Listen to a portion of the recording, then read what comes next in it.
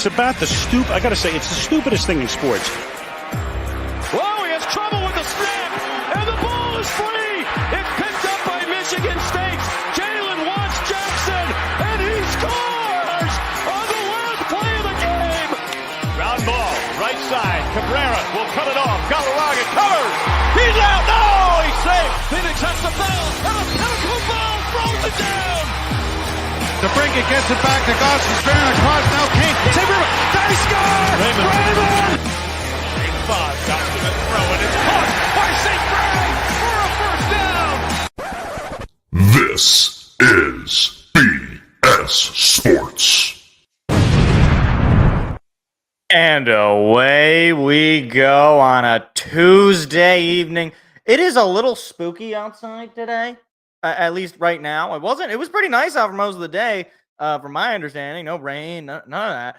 And then, I get home and I look out and I'm like, that's a little scary looking. There's some dark clouds, no rain, at least not right now. I went out and looked because I saw there's a bunch of people loitering outside. I was like, what is there, like a tornado? Did a building explode or something? And no, there was nothing. I was greatly disappointed by the loitering. But if suddenly I lose power because a monsoon decides to rain down in the mid-Michigan area, then that would be why. So don't say I didn't warn you. But we got a great show. We got a really good show. This is one of my favorite shows to do. This is the second year where we're doing BS Sports, obviously over a year's worth of shows at this point. But this is the second year where we get to do another trade deadline show. I love the MLB Trade Deadline. I think it is the best trade deadline in all of the leagues.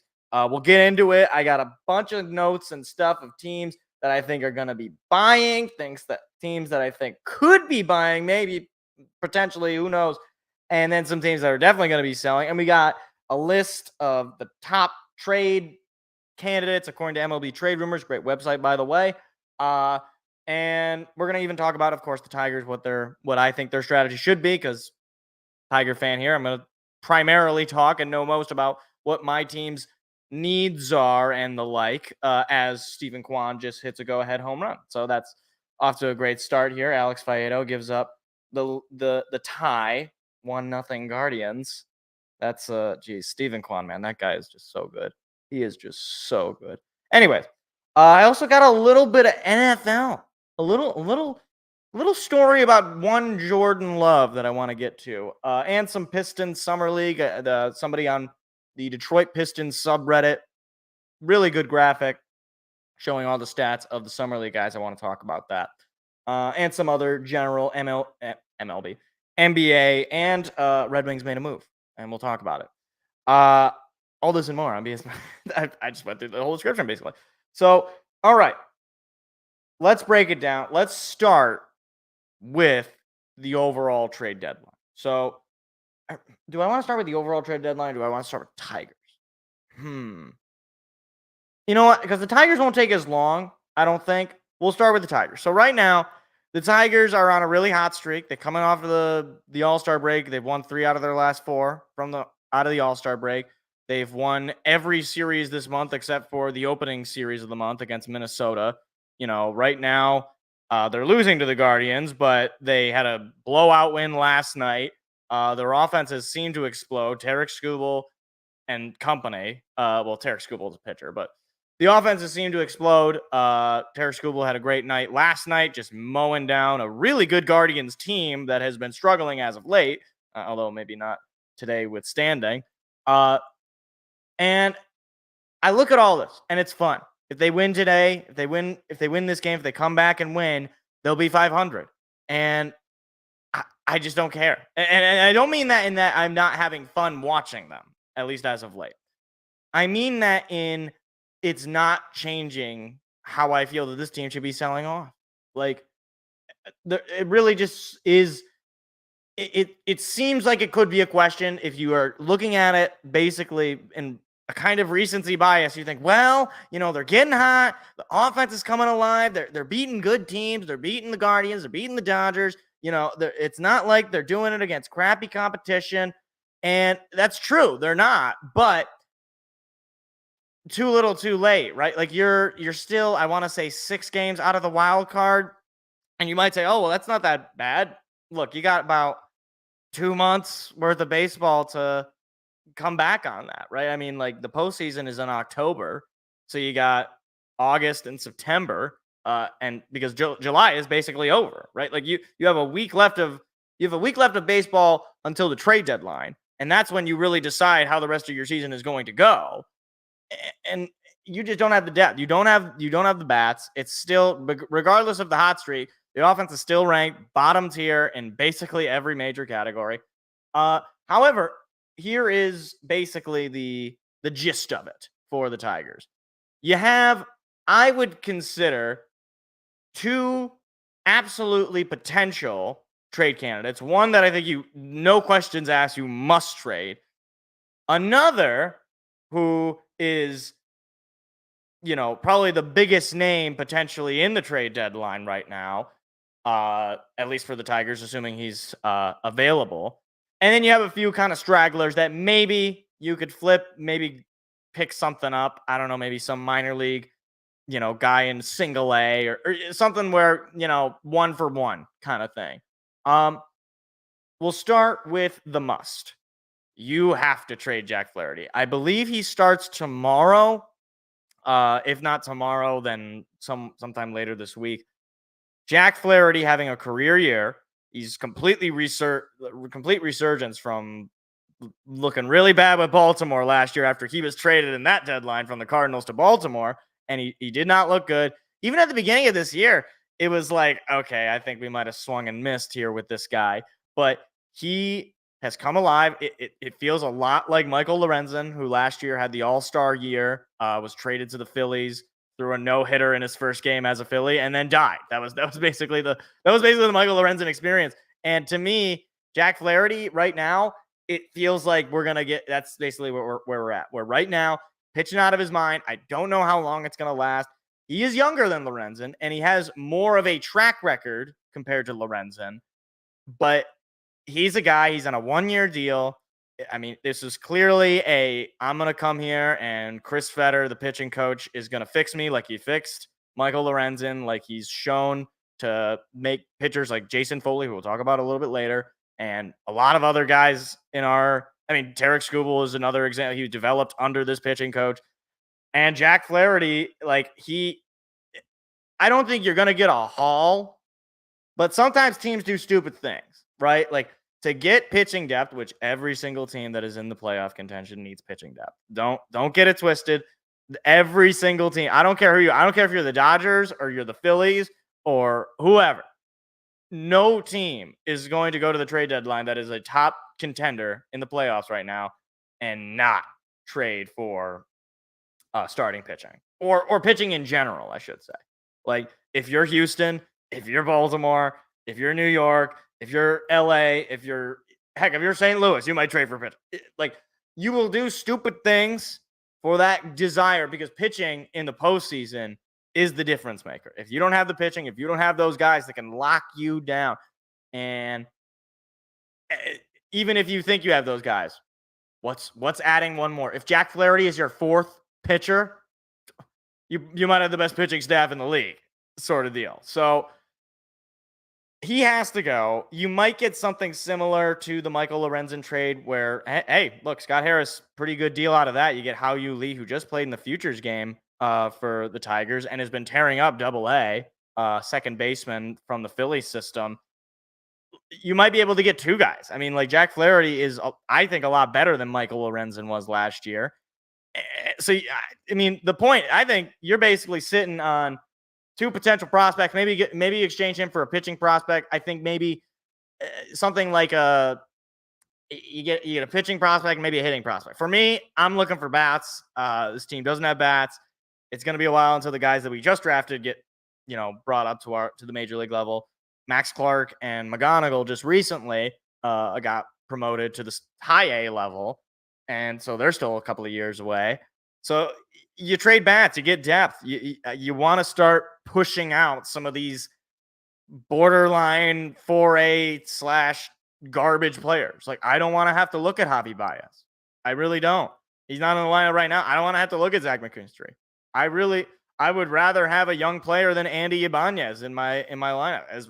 As much as Andy Ibanez likes to destroy left-handed pitching, I'd rather a 24-year-old utility guy from our minor league system playing that role than Andy Ibanez. I'd rather somebody else other than Jake Rogers at the catching position. Like all of that, like just you can take Jack Flaherty. Maybe you can pair him up with some of these other guys. You can pair him up with a Canna, with a Foley, or an Urshela. Like, and maybe you can package some sort of major swing there. But ultimately, I don't think that that's really what's going to happen. I think teams are going to be calling about Flaherty. I mean, MLB Trade Rumors, I believe, on this particular article has Jack Flaherty. Yeah, they have Jack Flaherty as the number one player to look for. And because he's a rental, teams are going to be more willing to go after him and not have to give up the farm. So that might be a sense where you're like, oh, well, they're not going to give us a whole lot. Look, again, they didn't give you a whole lot for Michael Lorenzen, and it looks like right now you might have gotten a win out of that trade. Not to say that we totally swindled the Phillies because, I mean, they went to the NLCS. Or didn't they? I don't remember where they went. They lost in the playoffs. I know that. And Michael Lorenzen didn't even... Well, I guess in that sense, Michael Lorenzen didn't make their playoff roster. So I guess in that sense, you won the trade because, hey, he didn't do anything for them. And meanwhile, you got a guy who's playing in the futures game. So again, if you can get a guy like that, if you can make a trade where you just add depth to your minor league system, I'm not opposed to that because right now you're not in the midst of a playoff push, or at least a real playoff push. The big name though is Tarik Skubal. Tarik Skubal. Look, I'm not going to yell and scream if you say you have to trade him or you don't have to trade him. I'm pretty much in the middle where, like, I love Tarik Skubal. He's basically one of the only reasons that I'll watch anyway, but when he's pitching, it's like, oh, this is going to be a great game. I'm going to have a good time. It's going to be a good day. You know, I'm going to be able to watch my baseball team and they're going to play good, play well, I should say. Proper grammar is important. They're going to play well. Skubal's going to dice up the opponent. It's going to be great. It's going to be a fun time.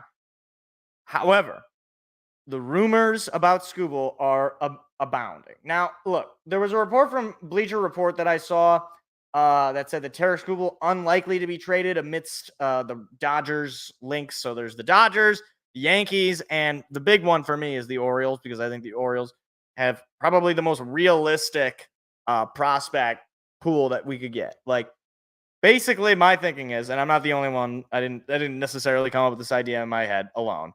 But basically, I'm thinking, give me Jackson Holliday and a couple other players, and it's a deal. Like, I don't want to have to see Javi Baez, and I would like to just DFA him, just buy him out, get rid of Javi Baez, and bring Jackson Holliday up because he was playing at the major leagues this year. Now, he sucked, but he was playing.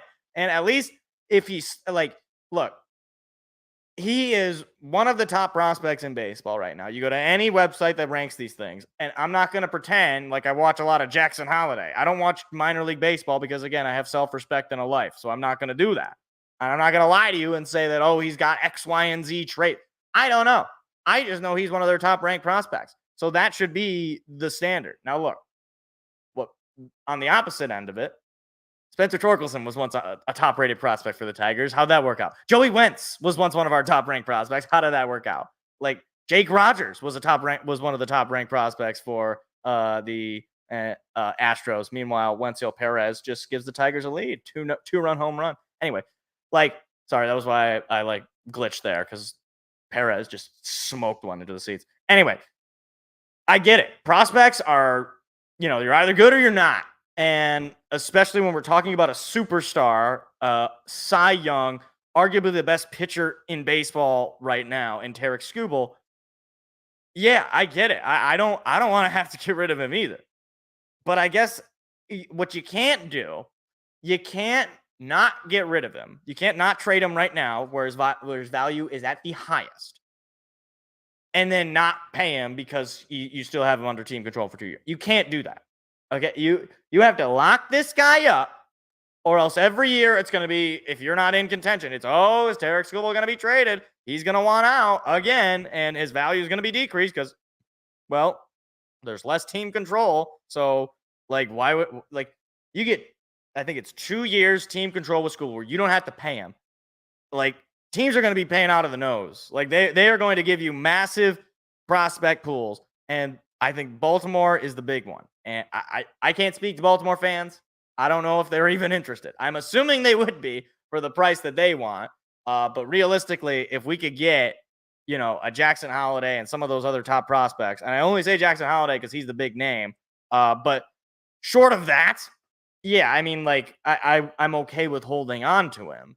But again, if I can, not assume, if I can guarantee that we're paying this guy because he is just that good. Like, he is electric to watch. Like, his how often is it that you get a lefty ace who is basically unhittable? Like this is a guy who, I mean, I don't have the stats in front of me, but this is a guy who, basically every time he steps up to the mound, you are like, you could score 2 runs and you might win the ball game. Like yesterday night, Tigers got off to a 2-0 lead and Skubal was on the mound. I was like, oh, they're going to win. They're going to win because you just gave Skubal a 2-0 lead and then 2-0 becomes 4-0. And it's like, okay, this game is over. Like, if you're Cleveland at that point, and Cleveland fans, letting me know if you find yourself upon this video, like, once you went down 4-0 when Skubal was on the mound, you're like, all right, just wrap it up. We'll just skip to tomorrow. We'll see if we can win tomorrow. Basically, like, that's how good Skubal is. He has the potential. Let's calm down here. He has the potential, all right, to be a Verlander-esque player for the Tigers. That is to say, a pitcher who is good enough to take you to multiple World Series and win you multiple American League championships. That's how good he is. Whether or not the hitting is in the timeline right now, our guys, and by our guys, I mean the guys that were drafted by this administration, by this group, Scott Harris and company. Your Max Clarks, your McGonagalls, your I don't even remember the name of the guy they just drafted. The shortstop they just drafted, Rayner. Like, those guys are, 2-3 years away from all being on the team. Certainly the guys you just took are 2-3 years from being on the team. Riley Green is a star. Colt Keith looks like he could be a star because he's really started to turn it on. Wenzel Perez seems like he could be, one of those sneaky utility players who can, play both sides of the plate, play a variety of positions, etc. And you still got guys like J.C. Young.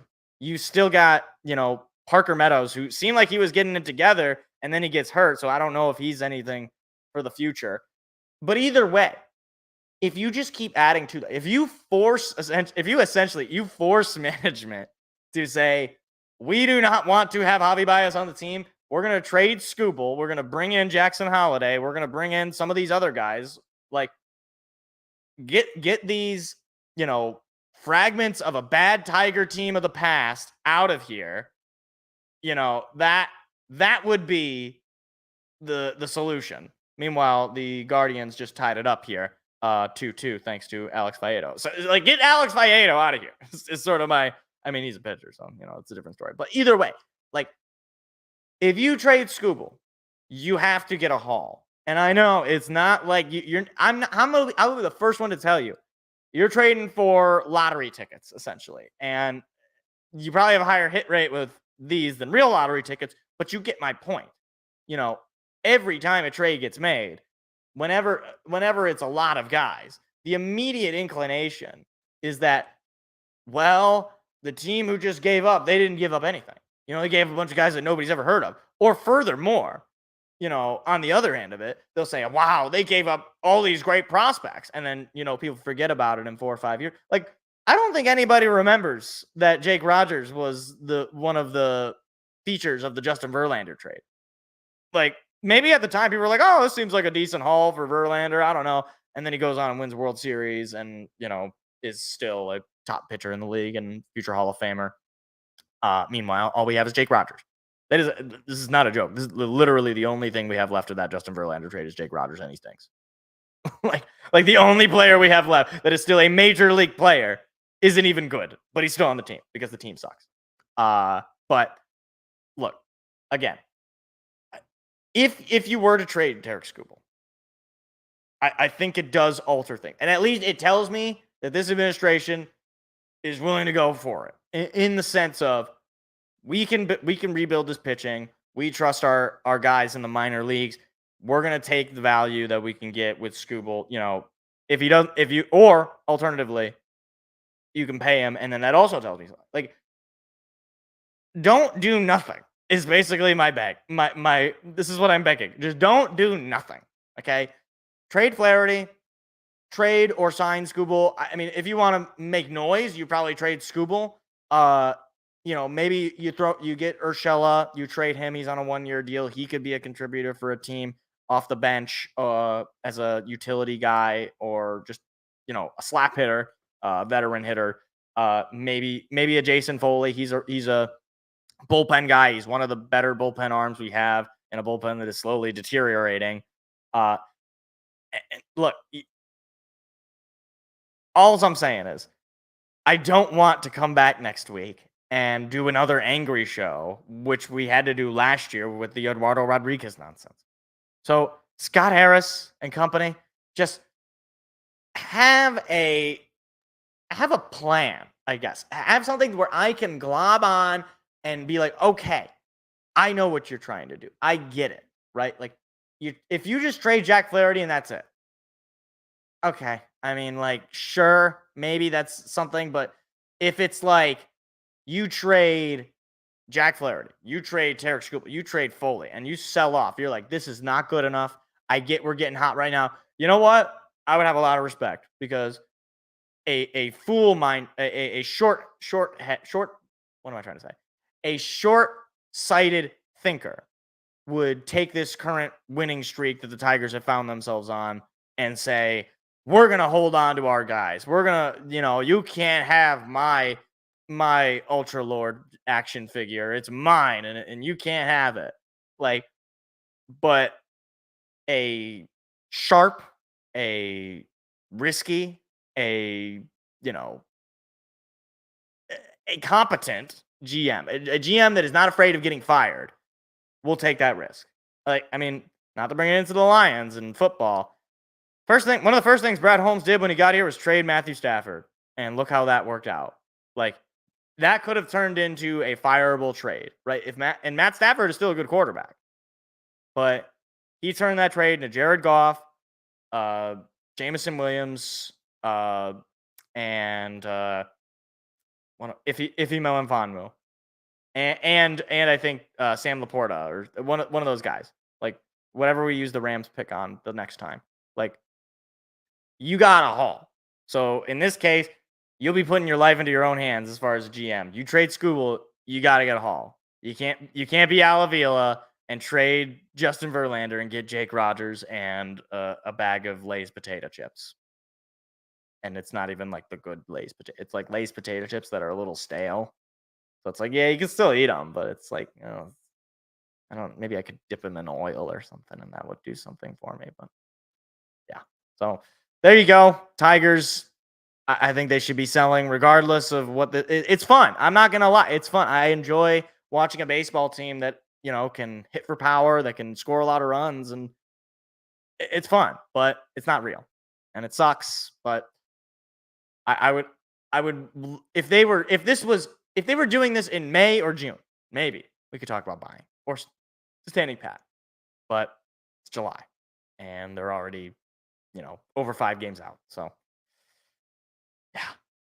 Welcome to Tiger Town. It's great. We love it.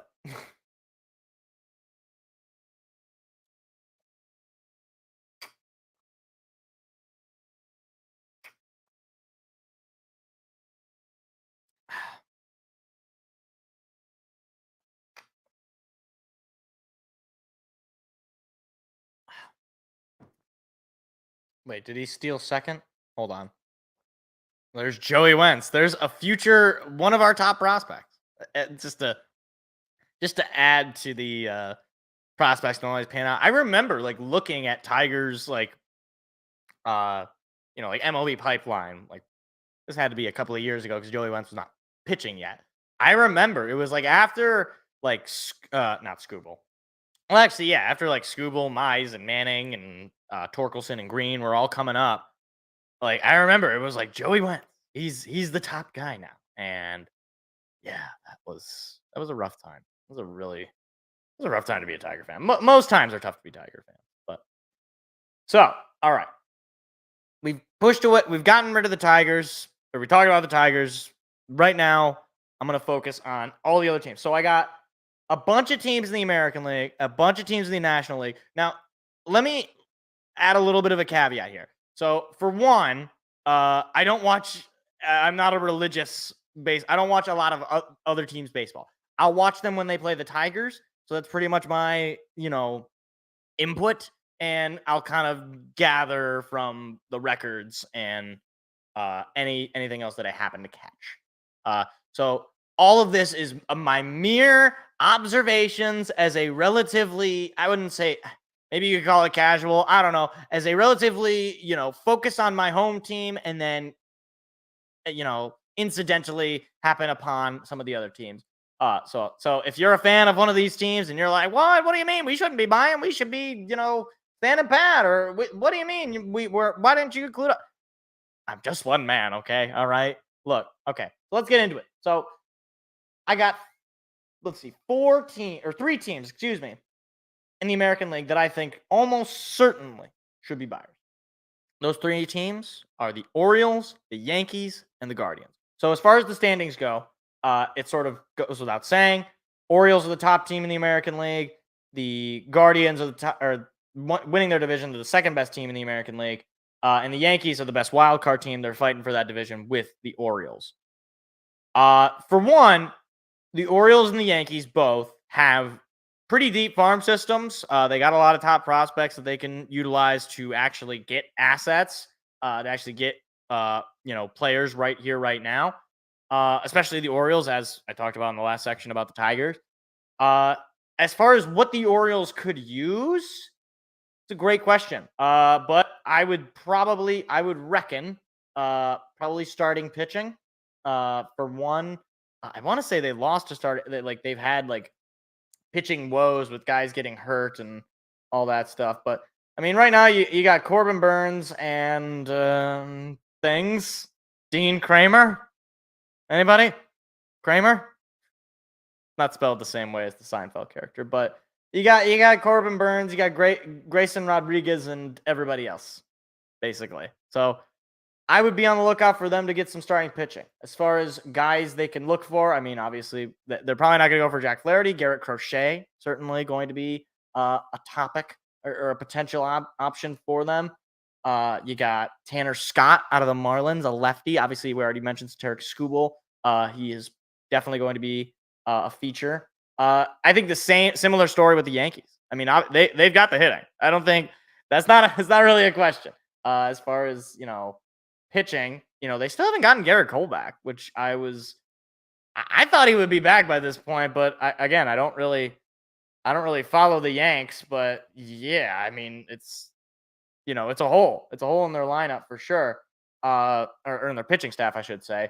But obviously, it's not really a question of the bats. You have Soto, you have Judge. That's enough for most lineups, let alone a World Series contending lineup, which they obviously nobody's going to say don't add if you have an opportunity.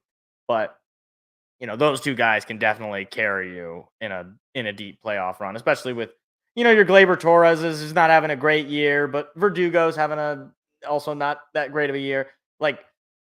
It really just goes to show how good Juan Soto and Aaron Judge are. You have Verdugo and Stanton and Torres, and they're okay. And Rizzo, he's kind of like a dead body. But you got Anthony Volpe, who's having a solid year. You have it, and they're going to be looking for pitching, basically.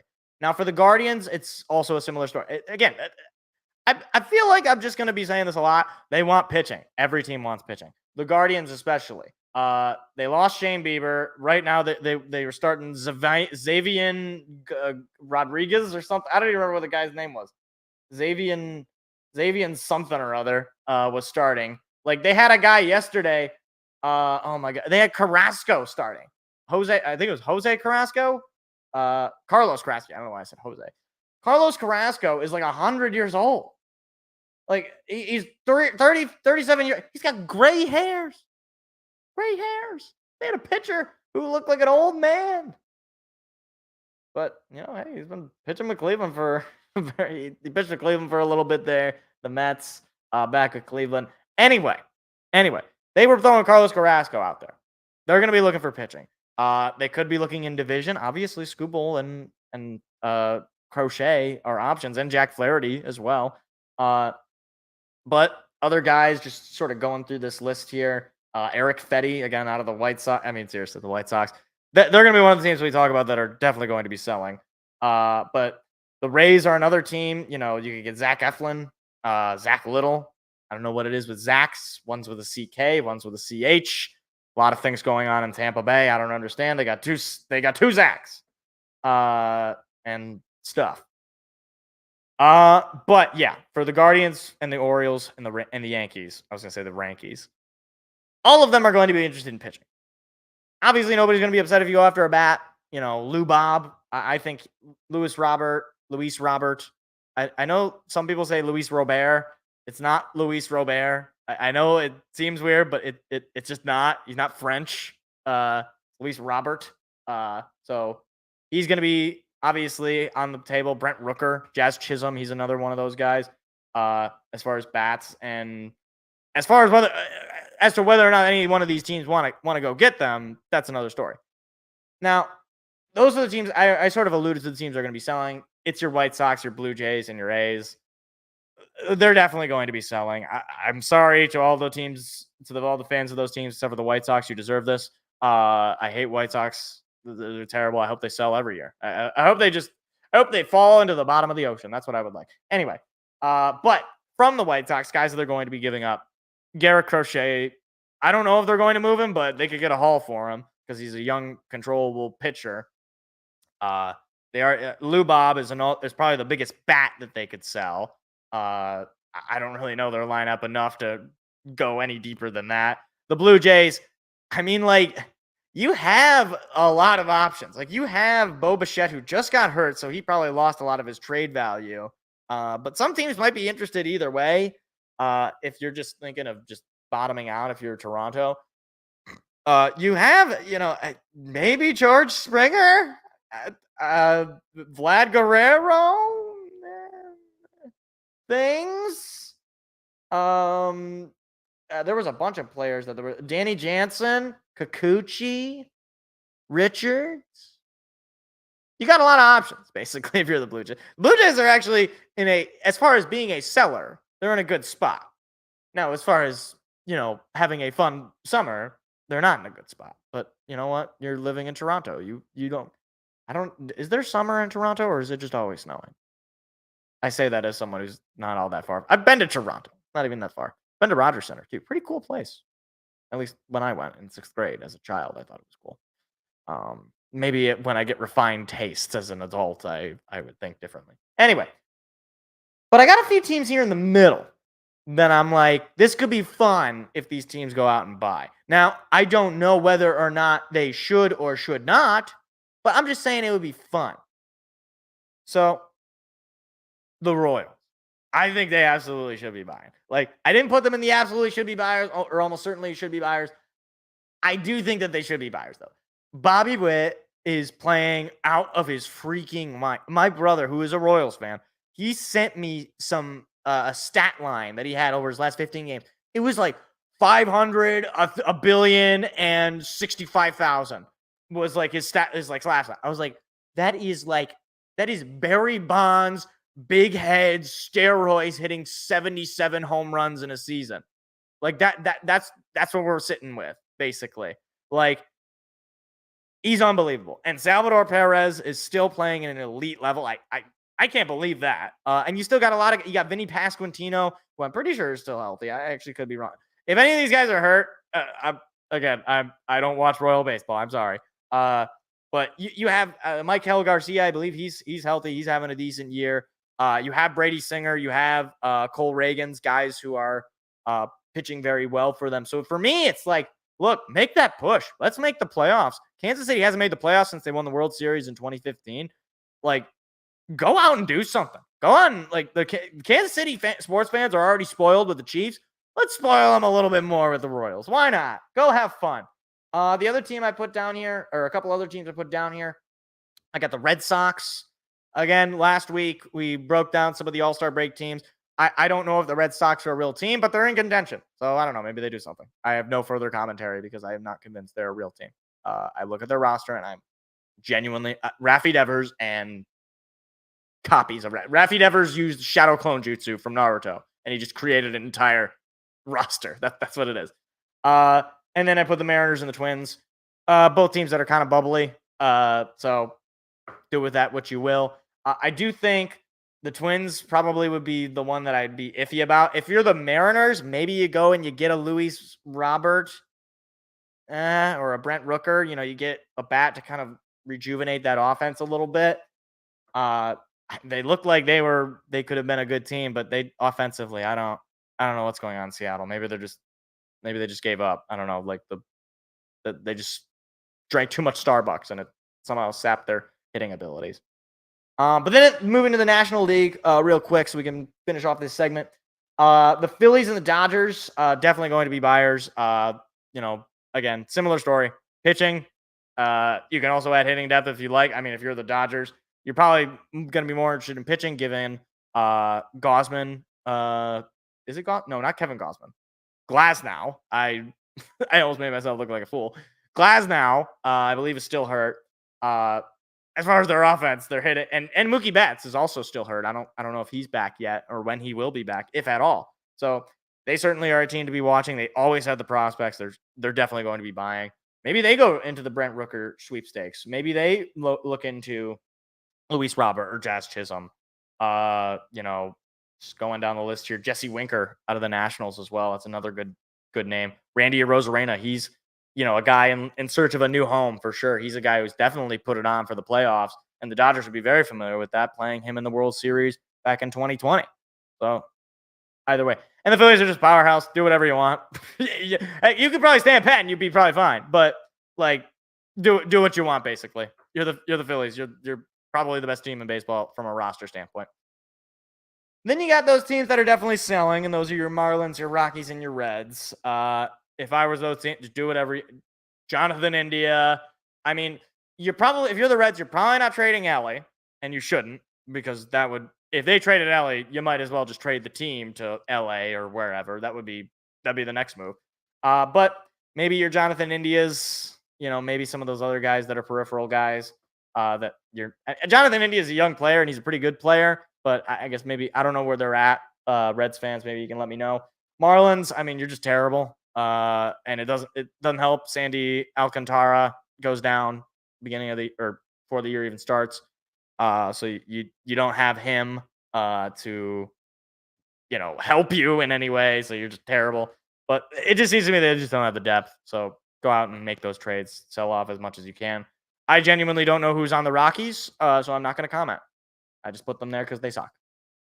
Now, as far as teams that are kind of in the middle, I want to talk about Sets Padres because I do think they should buy, if only because I would like to have some postseason baseball to live react to, potentially, hopefully with Seth, because that would be a lot of fun to watch a baseball game, as likely his team lets him down once again.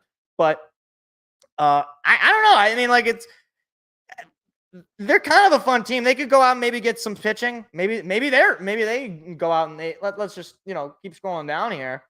Maybe they go out, they grab Cal Quantrill. Maybe they go and they get Austin Gomer, Trevor Rogers. I don't know. Maybe they go out and they get an arm. I don't know. In my mind, I feel like they need pitching. I don't know if that's actually accurate. Just what I think. And then the other teams, the Pirates. That could be kind of fun. See the Pirates go out and buy. I don't know. The PNC playoff baseball is something else. So I would love to see them go out and buy. And then I threw in the Mets and the Cardinals. The Mets, I don't know. Grimace, he's given them strength. He's given them superpowers. I don't know how he does it, but he has. And the Cardinals, again, you're the Cardinals. You're a smart organization. You're probably just going to end up standing pat, but I don't know. It might be fun to see them go out and make some low-key moves and then sneak into the playoffs and make some noise. So all of that is your trade deadline blitz. I don't know. We just threw it all at you. And all of this could be total nonsense by next week's show. So you can go ahead and clip some of this and laugh at me. That's fine. Hey, man. As far as you help the video by watching it and interacting with it. So you know what? Do whatever you want.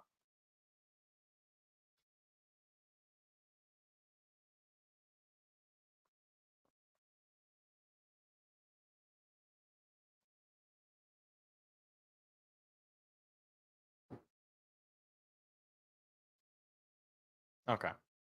I wanted to check my phone because I got a few Bleacher Report notifications there, and I was like, I hope a trade didn't just happen while we were live, because that would have been really awkward if I like referenced a trade that should happen, and it did happen, Mike.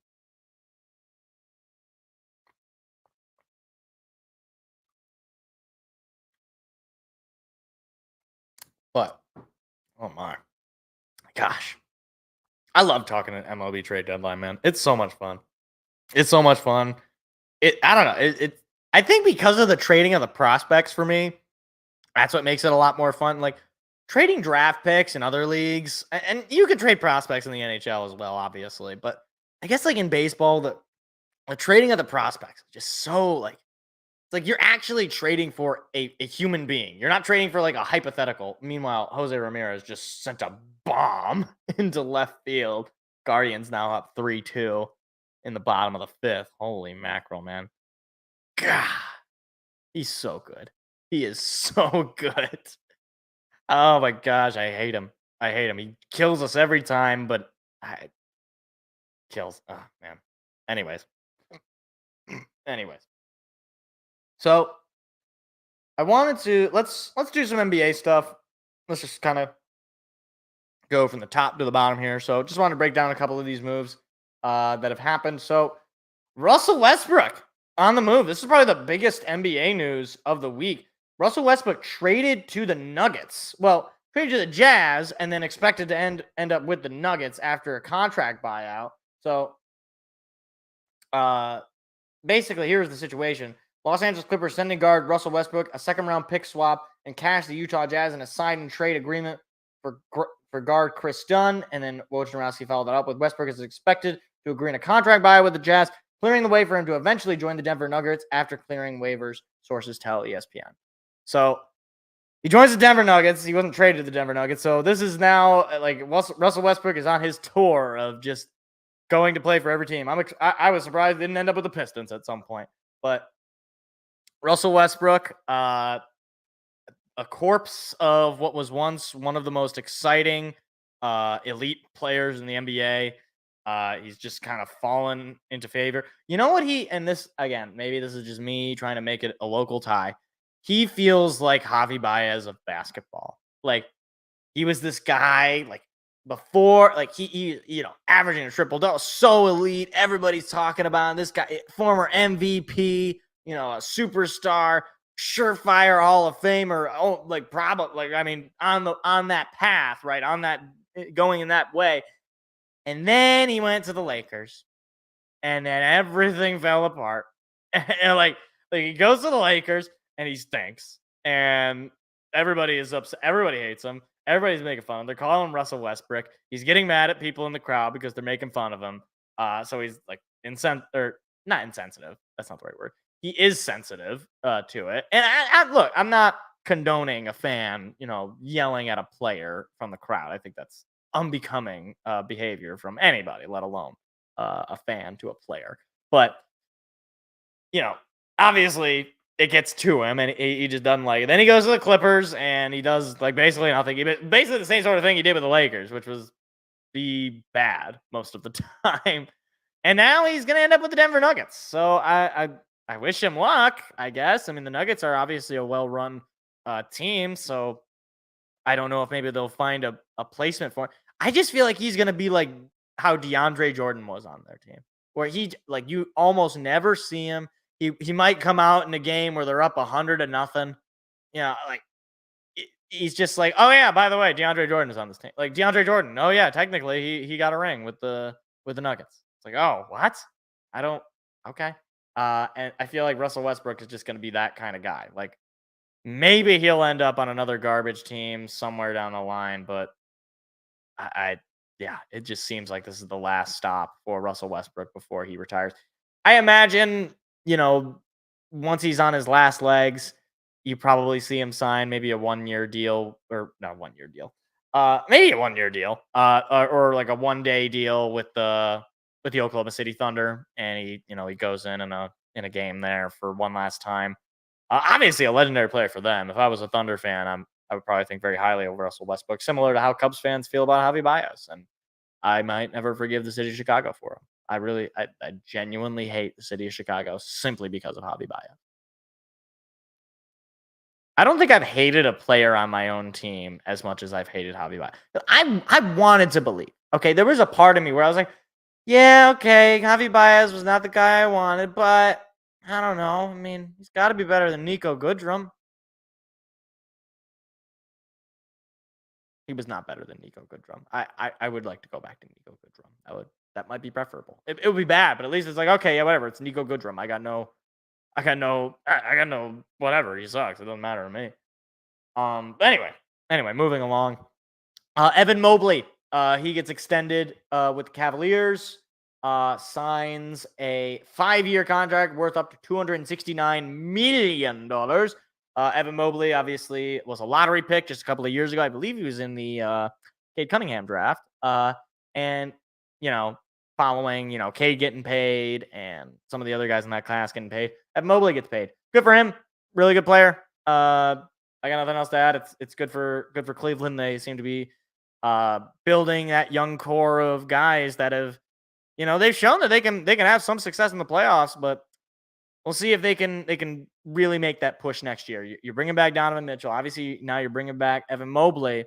Not sure what the situation is going to be with Garland, but like you're bringing back some of your important pieces, and that's going to be a staple. So hopefully it works out for Cleveland, or hopefully it doesn't. I don't know. I don't care. I'm not a Cavs fan. I'm so mean. And then finally, want to talk Spencer Dinwiddie signed to the Mavericks on a 1-year deal. Former Pistons legend Spencer Dinwiddie. He apparently played for the Lakers last year. I genuinely did not know that. I kind of forgot about him. So he's going back to the Mavericks. Played with the Mavericks a couple of seasons ago, I want to say. So he's back with Dallas, a team that's coming off of a finals berth. A gentleman's sweep, but they were in the finals to begin with. So I don't know. Maybe he's ring chasing at this point. He's a decent player, so I got nothing against it as a move in and of itself. So good job, Mavs. I guess you add to your offseason of Klay Thompson. Bringing in Spencer Dinwiddie. That's okay. Sure, solid ad. I got nothing else for you. And speaking of NBA basketball, let's actually talk about this. So, Pistons Summer League. This was a post by a user, Eric Twigs, /Eric Twigs on r/Detroit Pistons. So shout out to him. I didn't come up with these numbers. So I'm trusting him. So if these numbers are incorrect, you can blame it on Mr. Twigs. So Summer League is done for the Pistons. They played their last game, I believe, on Sunday or Monday evening. I can't remember exactly when it was. So they finish off the Summer League. So here are some of the important stats from some of the main guys. I'm assuming this is everybody. This might not be everybody, but Ron Holland, 18 points, 40% from field, and a +4 player. Impressive. I'll say good. It's a good start. 40% from the field is certainly, you feel good about that. I don't know what his 3-point percentage is. It isn't in here. I hope that he can build off of that, basically. So, okay. Solid stuff. You love the production as far as points go. I mean, 18 points a game, that's solid stuff. Solid stuff. Bobby Klintman, 42% from the field, 11 points a game, +15 player. Really impressed by Bobby Klintman. Might potentially, maybe, hypothetically, could be a steal of the draft for the Pistons, at least as a depth guy. So really, really solid stuff. Really impressed with Bobby Klintman as far as the numbers go. Marcus Sasser, not impressed. In fact, very disappointed. Shot just 33% from the field, 12 points a game, a -2 player. So not the Summer League that you want to see from Marcus Sasser. He was a guy that I did like coming out of last year's draft from Houston, and he has just hadn't been able to put it together. At least not in the summer league.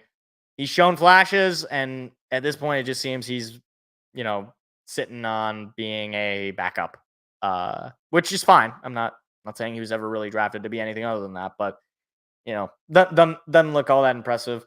Outside of that, you have a bunch of guys I don't even know who they are, so I'm not gonna speak on them. But overall, I would consider it a successful summer league. Your 2 draft picks, your 2 first draft picks, if you're Trace and Langdon, excuse me, Ken Holland, Ron Holland, and Bobby Clinton, both impressed me. Both performed well. Now, again, it's summer league. They're playing against a bunch of guys who might not make the team.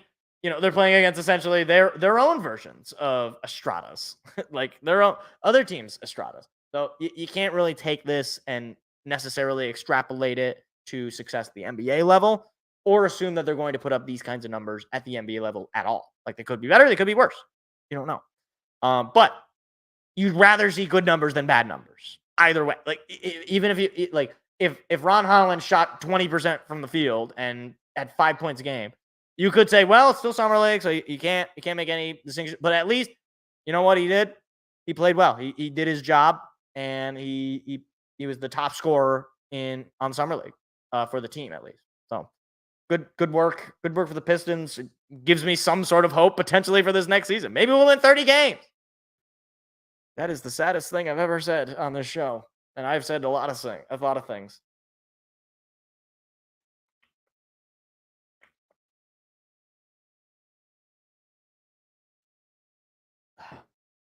Oh my gosh. Anyways, so I'm looking forward to the NBA season. I'm not sure about that. I'm not really sure. I'm a little nervous. I'm always nervous when it comes to the Pistons. Well, that's not the right word. More like I expect nothing, and I know I will probably get nothing. So. Speaking of nothing, the Red Wings extend Joe Veleno, or rather, they sign the restricted free agent Joe Veleno, 2-year deal. Okay, I don't really care. I'm gonna be honest. I'm not really a big Joe Veleno fan. Yeah, he's a decent, he's a decent depth guy, but this is actually really kind of a rough looking stat here. He's got 64 career points. 232 career games, he's got 64 points. So yeah, this is a guy who is definitely not your top center or anything like that. So last year he had a 28-point season, 12 goals, 60. He can play a role. I'm not saying he's terrible, but I guess for me, I would just rather upgrade at his position than keep him. But they like him as a depth piece. So all right, fine. Joe Veleno, welcome back to Detroit. I'm not gonna yell and scream about it because it's just a 2-year deal, but still.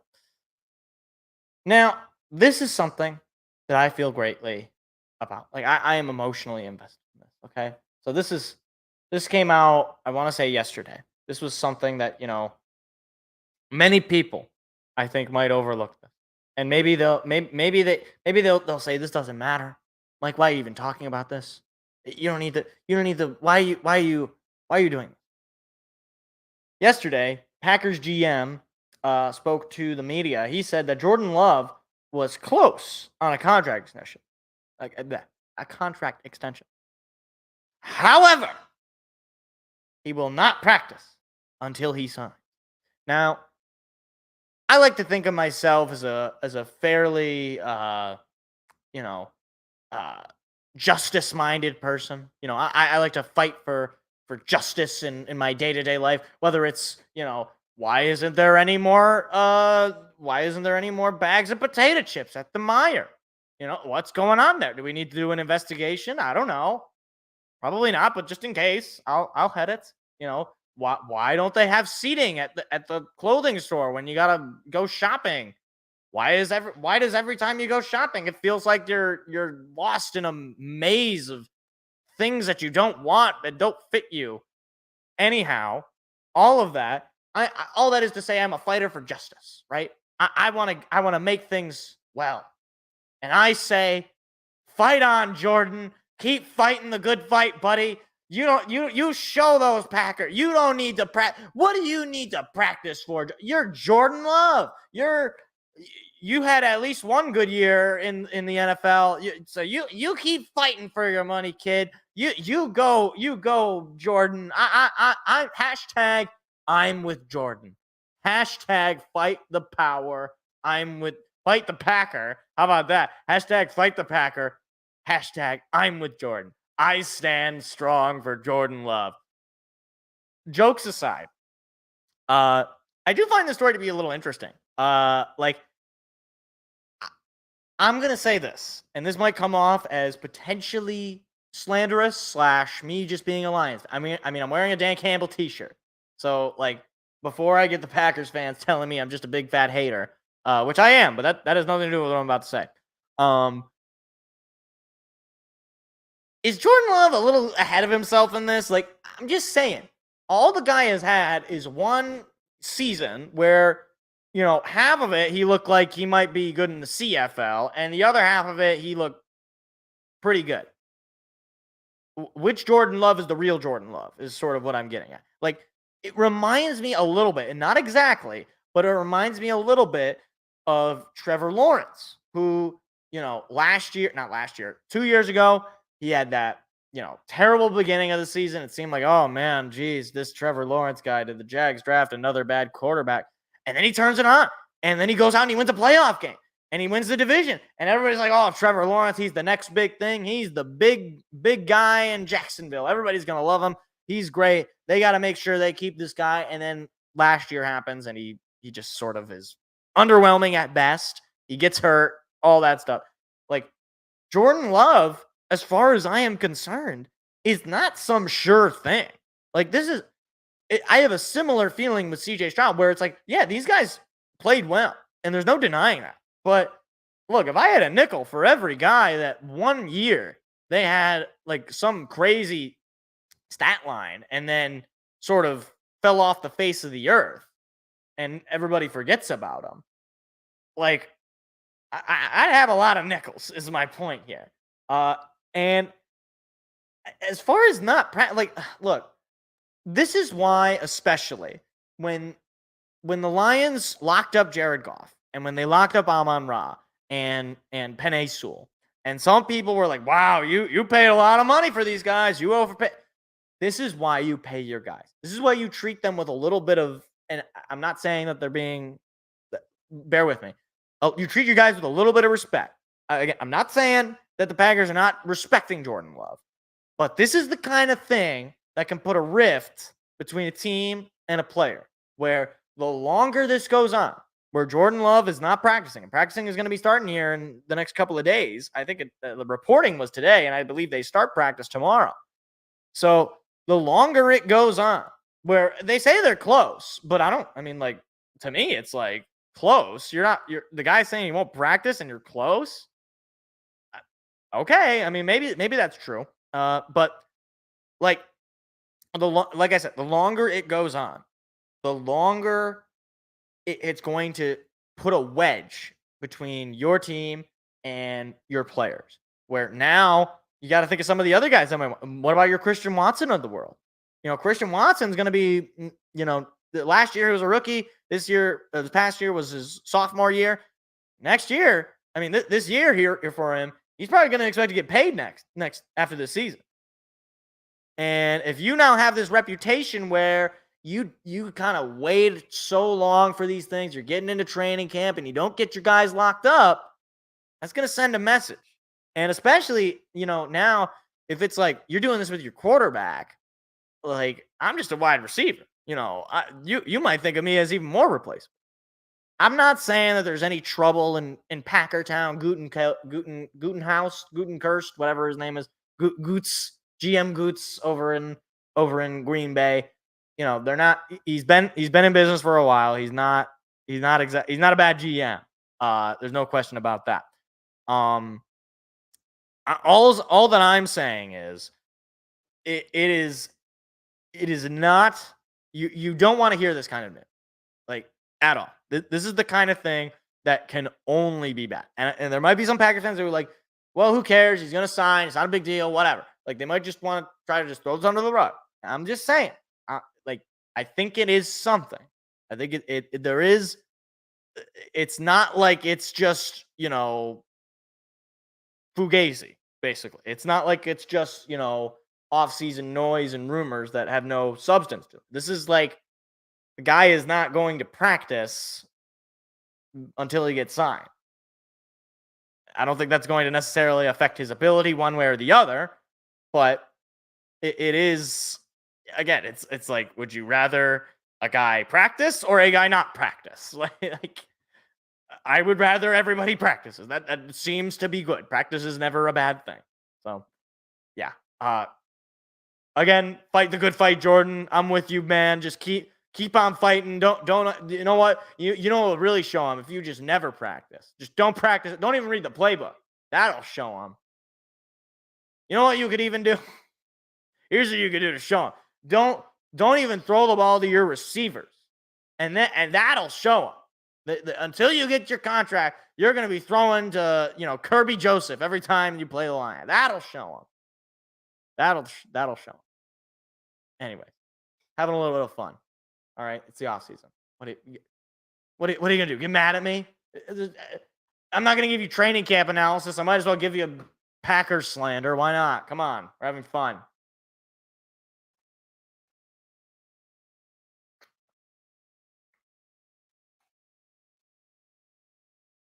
All right. Meanwhile, the Tigers are starting to blow this one.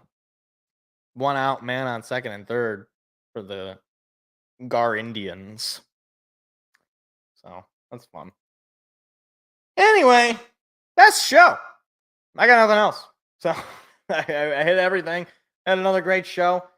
Look, next week it's either going to be I guess it could be any number of emotions for me. It'll be right after the trade deadline. We'll be like immediately breaking down maybe not everything. Every major move, certainly every move the Tigers make, and anything surrounding that. If big names get moved, we'll certainly talk about it. But look, again, we talked about it before. If Skubal gets dealt, it should be a massive trade. We're talking big names being moved. So hopefully we have big news, and hopefully it's not depression. That would be I would like to have fun over the summer. Even if because if they sell like a bunch and it's like they get like just this giant haul of future bats and prospects, like at least that can at least be a little fun. Just don't do nothing. Okay? Don't give me last year where, we had a trade for Eduardo Rodriguez and actually no, we don't. Balls. Hold on. Where is it? The Celtics are the balls. Right. The Celtics are the balls. Anyway, so we'll see you next week. We'll break down the trade deadline and any other news that comes out over the past week. So appreciate anybody for stopping by, listening in, hanging out. Be sure to leave a comment. Be sure to like and subscribe. Let's have a conversation in the comment section. If you liked anything that I said, if you didn't like anything that I said, hey, leave a smarmy comment. I'll surely return the smarm. So yeah, with that, have a good night, everybody. I will see you all next week. Trade deadline show, post-trade deadline reactions, fun stuff. All right. See you later. Goodbye, everybody. Have a good night. See ya.